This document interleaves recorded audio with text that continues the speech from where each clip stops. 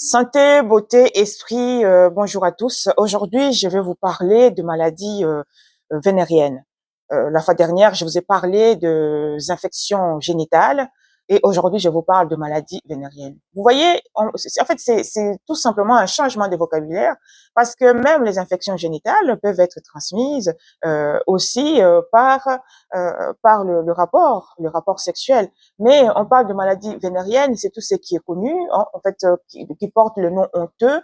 Donc, alors du coup, on essaie un peu de différencier les deux. Et si on parle infection génitale, c'est pas honteux quand on parle de ça, parce qu'on va te dire, ben oui, c'est infection urinaire, ceci, c'est là. Mais infection urinaire aussi, ça peut être transmis, ça peut être transmise par le rapport sexuel. Donc, alors on parle de maladies vénériennes parce que ces maladies vénériennes portent un nom connu, un nom qui ravage, en fait. Quand on te dit, par exemple, si je cite le nom de blénorragie, la blénorragie, ça peut encore passer, mais quand on te parle de chaud de cuisse, alors tu regardes, tu te dis, mais qu'est-ce qui s'est passé, pourquoi? Mais c'est par rapport à comment ça se manifeste, parce que la blénorragie, ça brûle. Vous voyez, la personne qui est atteinte de cette maladie, donc, et a du mal surtout à uriner, a du mal à faire quoi que ce soit tellement que ça brûle. Vous voyez, ce sont des maladies, en fait, qui, qui donnent, en fait, la honte à la personne qui est atteinte de cette maladie. Donc, alors, du coup, il est difficile, parfois, les gens se cachent et ils vont parler seulement au moment où ça devient grave, où ils arrivent plus à faire, à uriner, où ils arrivent plus à, ou bien quand ça devient le plus sorte d'une manière un peu anormal, alors à ce moment-là, la personne va parler. Mais il va parler ou consulter. Au départ, il se cache, il se cache, il se cache, il dit rien. Vous voyez, c'est ça ce qui est dangereux, en fait, dans une relation de couple. Lorsqu'il y a un qui n'est pas honnête envers l'autre et qui va ailleurs, il va voir ailleurs, il se protège pas, il revient à la maison, il transmet à la personne qui est à la maison tranquille. Donc, du coup, ben, vous verrez qu'une femme, au départ, qui pouvait tomber enceinte facilement, cette femme a eu une infection urinaire à un certain moment ou d'autres manifestations au niveau des parties intimes. Et puis, quelques jours après ou quelques années après, cette personne n'arrive plus à avoir d'enfant. Pourquoi? C'est parce que, par exemple, elle a été transmise et puis le traitement n'a pas suivi. Donc, du coup, ben, ça suit pas, mais ça crée en fait d'autres anomalies au niveau du corps. Et lorsque ça crée cette anomalie au niveau du corps, et ça peut boucher les trompes, ça peut créer d'autres dysfonctionnements des organes internes. Alors du coup, ça pose problème. Surtout, ben, ça va devenir un problème, surtout quand on est ignorant de beaucoup de choses et comment ça se manifeste. Donc, ça va être la cause de la femme. La cause de la femme, c'est la femme. Moi, je parle de ça parce qu'en connaissance de cause, il y a une connaissance qui s'est mariée. Au moment où elle s'est mariée, elle était vierge. Elle est tombée sur un homme qui n'était pas honnête du tout avec elle. Elle est tombée enceinte la première fois, elle est tombée enceinte la deuxième fois, et entre-temps, elle voulait avoir un troisième ou quatrième enfant. Elle n'arrivait plus. Elle est restée, on commençait à l'appeler stérile parce que ben, elle arrivait, pourtant elle était jeune, hein, dans les 21 ans. Donc du coup, elle n'arrivait plus à avoir d'enfants. C'est parce qu'elle a eu, entre-temps, elle a eu ce qu'ils ont appelé infection urinaire, mais c'était pas infection urinaire, c'était maladie sexuellement transmissible qui avait été transmise par son conjoint. Donc elle est restée comme ça, sans avoir d'autres enfants pendant au moins un certain temps. Pendant un certain temps. Et elle commence à se culpabiliser, c'est peut-être moi, c'est ma faute, mais non, c'était pas sa faute, c'est parce qu'elle a été transmise, elle a été contaminée par son conjoint, et ça a créé ces anomalies, ces perturbations, en fait, au niveau des organes. Donc, vous voyez, c'est ça le problème avec les maladies vénériennes. Les gens qui sont atteints de ces maladies, ils n'osent pas en parler, ils continuent. Donc, la blénorragie, ça peut détruire, hein. Ça détruit les hommes, ça détruit les femmes, ça détruit beaucoup de gens. Et aujourd'hui, il y a même des hommes qui sont devenus stériles, qui n'ont plus la capacité en fait de procréer. Pourquoi? Parce qu'ils ont ils ont eu ces maladies vénériennes qui n'ont pas été soignées à temps et convenablement. Vous voyez, c'est ça le problème. Alors, j'ai cité la blénorragie, donc je vais citer aussi la syphilis. Ce qu'on appelle vérole est une maladie infectieuse due à un microbe appelé tréponème qui pénètre dans l'organisme grâce à une petite excoriation cutanée. Vous voyez, parfois, il y a des rapports sexuels qui sont vraiment violents, Donc, du coup, parfois, ça peut créer des fissures sur la peau, des choses comme ça. Et pour la femme, en fait, vous voyez, surtout quand on a le partie intime euh, qui sont, qui sont sèches. Alors, du coup, quand on fait un, vous voyez, il y a tellement de choses à dire là-dessus. Alors, si vous êtes vraiment intéressé, mettez les commentaires. Moi, je suis prête à répondre à toutes les questions, à discuter avec vous en direct, faire une mission là-dessus. Vous voyez, il y a tellement dans le couple, beaucoup de gens, ils sont pas éduqués de la manière dont on peut faire l'amour en douceur. Ou bien les autres, ils sont tellement brutales, ils ont des fantasmes, des choses comme ça. Et moi, j'ai reçu dans mon exercice, parce que je suis du domaine médical, j'ai reçu des femmes qui sont venues pour des déchirures euh, qu'on appelle déchirures coïtales. Pourquoi? Parce que ben, apparemment, l'homme n'est pas patient.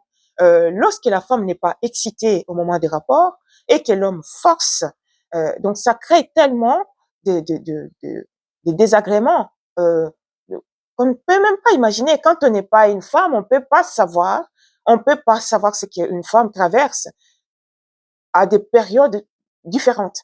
Vous voyez? Donc, je reçois des femmes, surtout quand on vient d'accoucher et que ben, la partie intime est asséchée. Un homme qui n'est pas patient, qui est brutal dans ses actions, peut créer des déchirures euh, du vagin. Oui, déchirures au moment des rapports sexuels.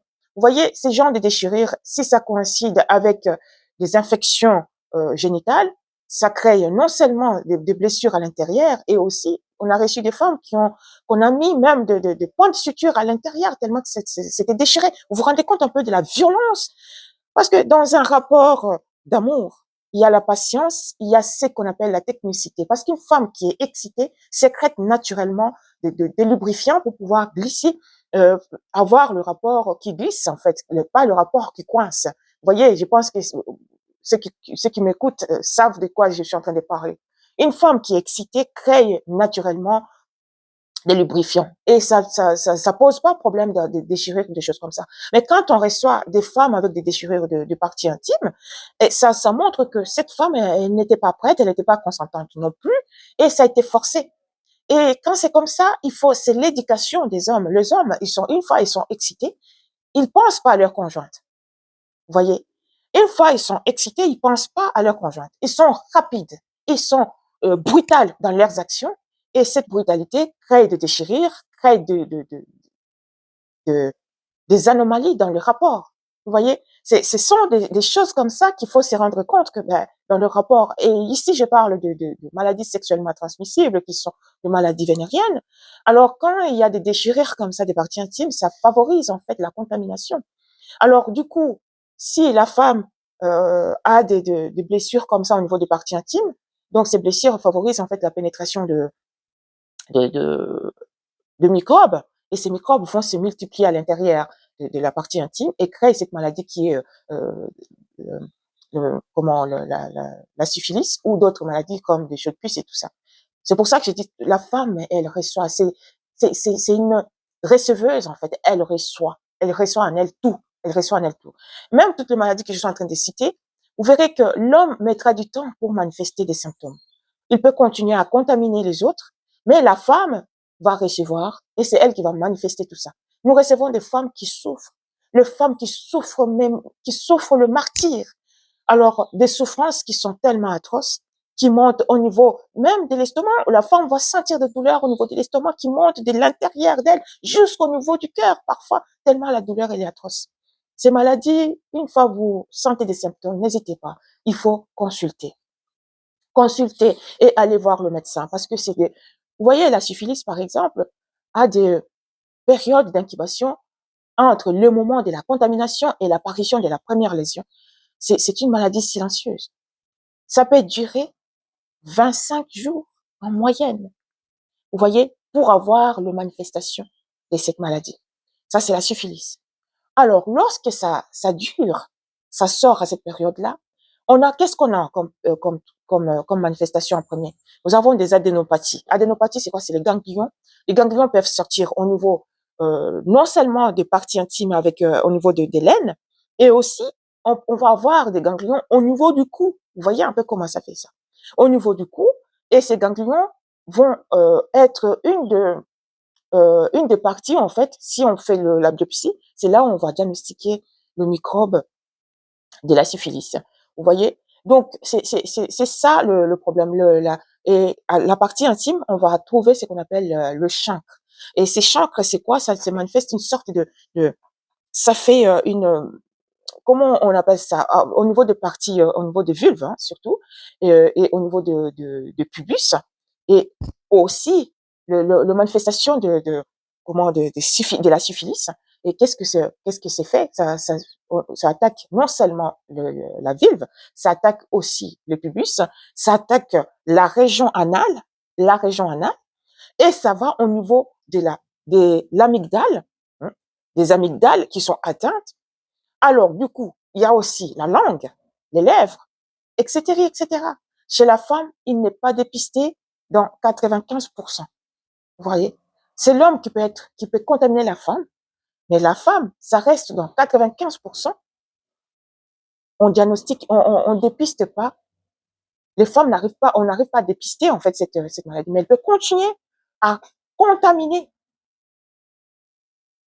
Donc, c'est normalement à cette période qu'il faut justement diagnostiquer. Donc, c'est la première période de la syphilis qu'il faut diagnostiquer et traiter. Parce que quand on ne traite pas cette première partie de la syphilis, qu'est-ce qui apparaît? C'est-à-dire qu'on va avoir la période qu'on appelle la période secondaire. Et cette période secondaire correspond à quoi? Ça correspond à la dissémination de l'affection et caractérisée par des lésions cutanées qui fourmillent des germes.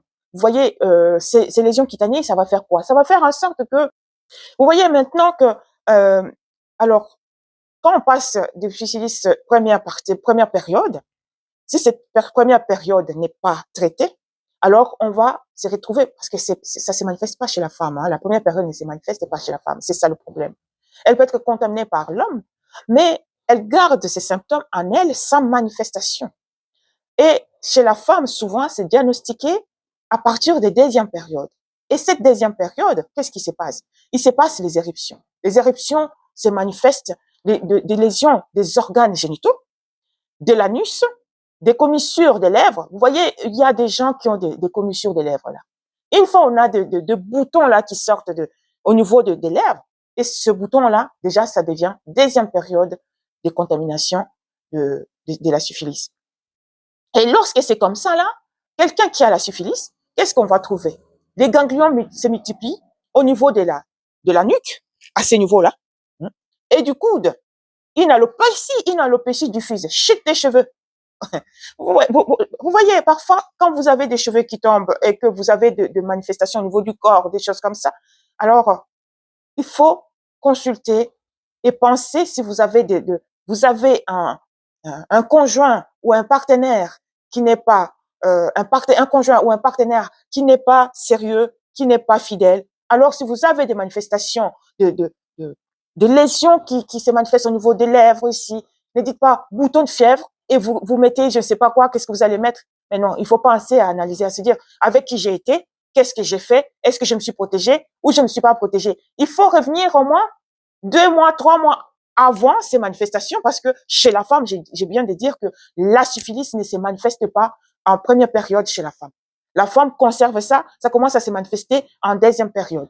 Deuxième période, là, c'est déjà disséminé un peu partout dans le corps. Et là, vous allez trouver des lésions au niveau des lèvres, des ganglions qui sortent au niveau du cou. Et quoi d'autre? Il va avoir une alopécie, chute des cheveux, hein, chute des cheveux, survenant surtout derrière l'oreille. Vous allez voir ici derrière l'oreille, cette période peut s'étaler sur 2 ans. Et pendant ces 2 ans, vous avez des petites manifestations comme ça. Un peu de cheveux qui tombent par ici, un peu de boutons qui apparaissent au niveau des lèvres, un peu de ceci, un peu de cela. Vous voyez, c'est une maladie silencieuse.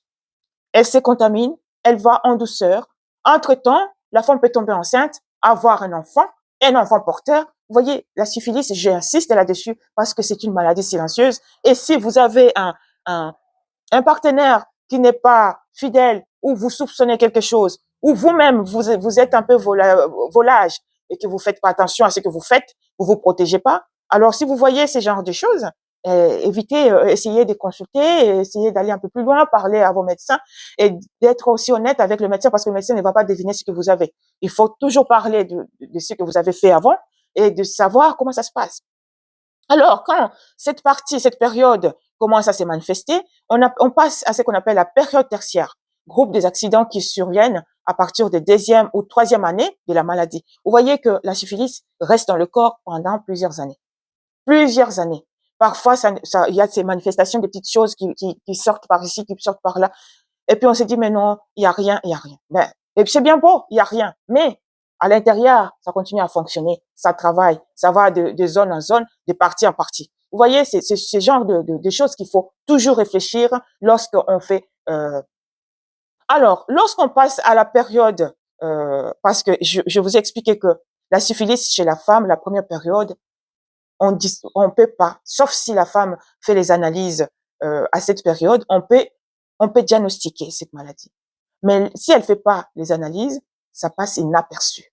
Ça passe inaperçu au point où on va le diagnostiquer seulement lorsqu'il y a ces manifestations des lésions au niveau des commissures labiales, au niveau de ganglions qui sortent au niveau du cou et au niveau du coude, et avec des alopécies, le cheveu qui tombe derrière l'oreille. Ça, c'est des ans après, voire même des années, des ans après, hein, il y a ces manifestations-là qui viennent. Alors, lorsque vous avez ces genres de manifestations, pensez toujours à réfléchissez un peu des années en arrière, avec qui vous avez été, qu'est-ce que vous avez fait. Ce n'est pas, ça peut ne pas être le conjoint actuel avec qui vous avez, mais le conjoint d'avant, il y a des ans, il y a une année, il y a 6 mois. Vous voyez, c'est pas le nouveau conjoint, hein. Peut-être que vous l'avez déjà contaminé aussi. Donc, c'est ça le problème avec la maladie vénérienne lorsqu'on ne fait pas attention.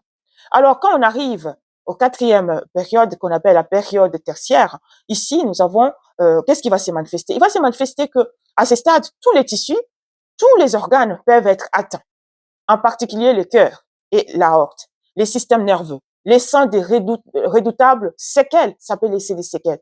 La femme enceinte peut, à partir du 5e mois de la grossesse, par l'intermédiaire du placenta, transmettre les tréponèmes. Les tréponèmes, c'est les noms de ces microbes, en fait, responsables de la syphilis, transmettre cette maladie à son bébé, au fœtus. Alors, la syphilis ne s'agit pas. Ben, ici, une fois, vous savez, parce que il y a, Dieu merci, il y a ces tests qu'on fait lorsqu'on tombe enceinte à partir du 3e mois. On peut faire les analyses sérologiques et à ce moment-là, on peut diagnostiquer déjà le tréponème dans ces sérologies. Donc, alors, qu'est-ce qui s'est passé? C'est parce que parfois, on pensait que l'enfant atteint de syphilis, c'était la maladie, la syphilis, c'était la maladie héréditaire. Non, c'est une maladie héréditaire quand il s'agit de fœtus, mais ce n'est pas une maladie héréditaire, c'est une maladie congénitale transmise par la mère si elle est atteinte de cette maladie. Vous voyez que il faut faire attention lorsque on fait ce genre de choses. Vous n'êtes pas seul dans ces combats, donc c'est toute une génération, c'est toute alors, comment faire pour diagnostiquer la syphilis chez le bébé? Comme je vous ai expliqué, c'est sérologique, hein, les examens sérologiques. À ce moment-là, on peut trouver la maladie. Et aussi, en fait, lorsqu'on fait la biopsie, en fait, des lésions, c'est-à-dire si on fait la biopsie des ganglions, on peut trouver déjà les tréponèmes dans les ganglions. Vous voyez, ça peut se traiter. Alors, lorsqu'on a diagnostiqué le tréponème dans les sérologies, alors, qu'est-ce qu'on fait? Il y a les traitements. On va donner les traitements à la personne atteinte et cette personne doit revoir aussi, voir le conjoint avec qui il était pour pouvoir lui dire de se soigner, même s'il y a des ans après. Parce que ça commence à se manifester avec des ganglions, des choses comme ça peut se manifester une année, des ans après. Vous voyez qu'il ne faut pas prendre à la légère la vie et la santé. C'est pour ça, je vous ai dit que sur cette chaîne, je vous parlerai des choses, je vous parlerai de ces choses pour préserver sa santé et aussi je vais vous parler des soins, de choses comme ça. Je reste pas sur un sujet, mais j'évolue un peu avec vous dans tout ce que je peux dire. Donc vous voyez, donc il faut bien suivre les traitements, bien suivre le cure, la cure des traitements jusqu'à la fin. Lorsqu'on vous prescrit quelque chose, un traitement, les antibiotiques qu'il faut prendre, il faut le prendre au sérieux. Ne pas sauter et faire comme ça parce que ça risque de rendre en fait le microbe résistant au traitement qui a été mis. Vous voyez que ces genres de choses, c'est très important. Alors, vous voyez que la vie, la vie est précieuse. Il faut en prendre soin.